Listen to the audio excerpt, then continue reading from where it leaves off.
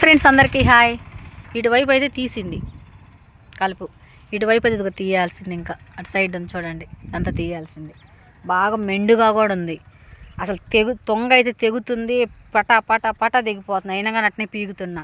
గెరిగతలు చేతులే దిగుతున్నాయి. మంటలు ఈ గోళల్లోకి మట్టిపోయి గుచ్చుకొని మంటలు అసలుకి ఎట్టాగుందంటే అట్టుంది. అంత బురద, కాలు దిగబడిపోతుంది. కాలు పెడితే అట్నే వంగబడి పీగు. నడుములు అయితే నేలకపోతున్నాయి. ఉదయం నుంచి ఇక్కడే ఉన్నాను, అట్లనే పీగుతున్నా.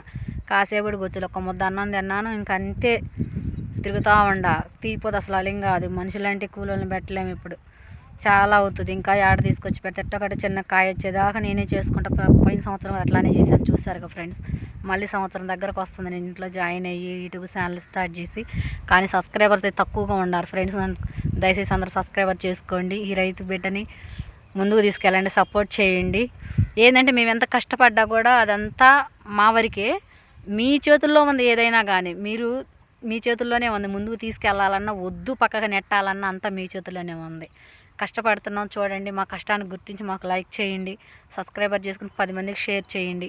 ఒక మాట చెబుతాను ఫ్రెండ్స్, తల్లికి మంచి కొడుకు కాకపోయినా తల్లి ఎప్పుడు కూడా కొడుకు మంచి తల్లిగానే ఉంటుంది. ఎందుకంటే మంచి కొడుకు కావాలి అనుకుంటే ఆ తల్లికి అదృష్టం ఉంటేనే ఎక్కడో ఉంటారు వాళ్ళు. కానీ తల్లి తండ్రిని కూడా ఎవరిని కష్టపెట్టద్దు. వాళ్ళు లేకపోతే ఇలా మనకు జన్మ లేదు. రైతు లేకపోతే దేశానికి అన్నం లేదు. గుర్తుపెట్టుకోండి ఫ్రెండ్స్, ఎందుకు చెప్తున్నాను. అది బాయ్.